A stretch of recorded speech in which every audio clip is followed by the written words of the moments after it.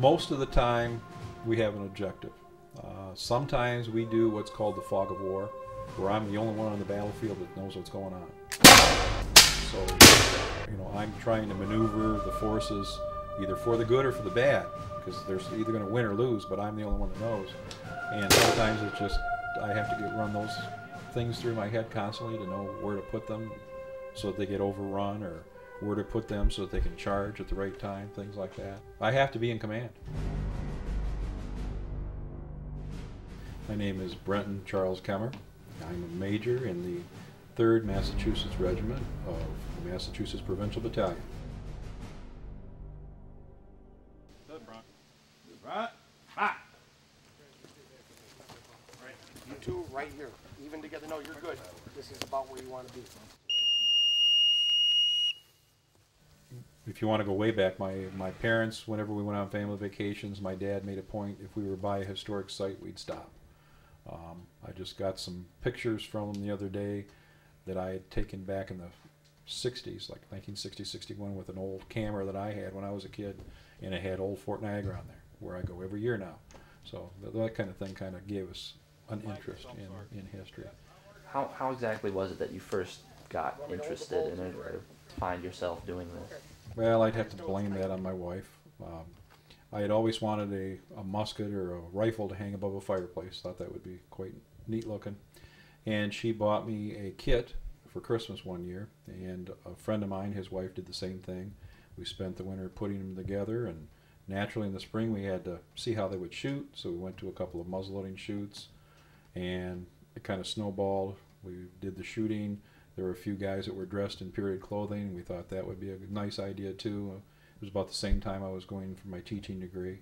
I wanted to do something that would have been more apropos for what I would be educating kids in. And I wanted to do something more appropriate for Michigan's history. So I chose the French and Indian War time period.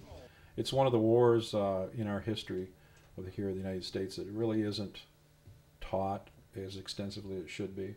If it wasn't for the French and Indian War, there would never have been a Revolutionary War.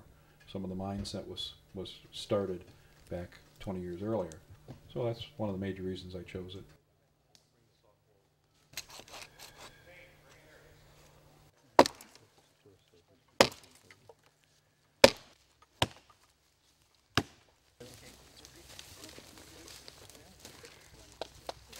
Very good.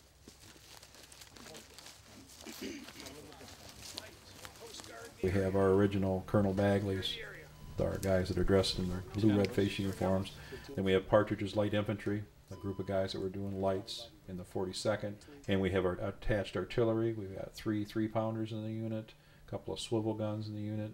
We've got a guy that's got a large whaleboat, so we have attached naval force, a couple guys doing Native American.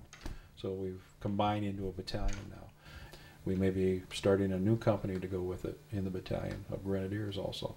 And that would give us pretty much all the different units that would have been within a whole battalion of men from the colony, the Bay Colony at that time.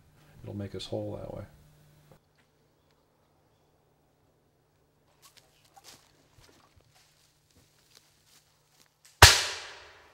Owens, you're going to make room for Bagleys. We're coming through. You ready, Bagleys? Tools are down. You ready? Let's go. Going down.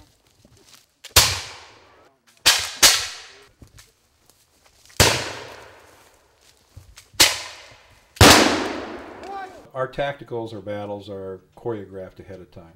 Sometimes we glean from an actual original battle, and in the choreography we know where to move the troops safely, how to keep guys out of the range of, for instance, enemy cannon that's pointed at them, so you don't get blown over backwards or powder burns things. If we want a certain number of casualties, the officers, just like in real Army, we give the orders to the NCOs, and the NCOs make sure that it happens. And there's times where we'll say, well, okay, I need 25% of the men to take a casualty. And the NCOs go down the line and they're telling them, prepping them, the next volley, I want, 1 out of every 4 men, I want you to go down. French regular, French regular. Any alive? We have one alive here, does not speak English. Is he alive or dead? He doesn't know. The Grand Encampment was a group of individuals in the French and Indian War community that wanted to attempt to do an extra special event and a very, very large event in North America. And we had 1,300 reenactors at that one of the largest in the United States that we've ever had. Since you are the major, you're basically in command of the British forces. Well, I was in command of Grand Encampment 1 and Grand Encampment 2. We'll probably have someone different for the next Grand Encampment. So that had to feel it felt very exhilarating. Escort him now. Captain. So you stay there. Captain. What would you say are some of the more common misconceptions for reenactors and so forth, and perhaps the French and Indian War reenactors? The blatant things that come to mind, we were cooking over the fire, my wife and a couple of the other ladies, and we're sitting there also, and this one guy comes by with his little kid, probably about 4 years old, something like that, 5 years old, and he's talking to him about the fire and what they're doing and stuff, and he says, you know, that's not a real fire. And he reached down and picked up one of the red hot coals out of there to show his son. Burned his fingers pretty good, but you know, we tried to tell him, yes it is, and he didn't want to listen. Well, that was the thing. That was my argument against This it, was too. pretty much a conscious effort. We got into the reenacting end of it, and when I went to school studying history, I have a master's in history, and it kind of snowballed into that. That's what I fell in love with, and decided that the house would look like it. Made the fort a British outpost. We have a garrison building that bunks 23 men, enclosed in a stockade. We'd like to change that stockade over to some earthworks to make it more substantial and something we don't have to repair so often. The French have been given, not given some property, but their use of property, and they're building a stockade and plan on putting a garrison building for themselves too over there, so we can have the reenactments back and forth as well. I have a couple of cannons, wrote several books on history, so it's years of research on my part. Obviously, because I portray in my reenacting the Massachusetts era, I did that also with the novels. It just all kind of works together. Okay, the front's empty. Double quick. Move. Come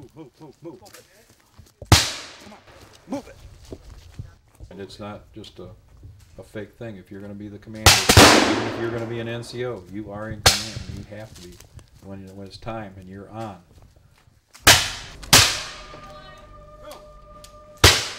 It's not a fake thing. It's got to be the real thing to work. Go. Get. Run. Straight up in the air. Straight up in the air. Up the air. Up the air. Get there. Get in. Move. My biggest kick out of is actually being right on that tactical field with all the smoke and all the booming going on and the screaming and hollering. I really enjoy that, and I really enjoy just being around the campfire after everything's done too, being with all the guys and their families. You know, it's a big extended family.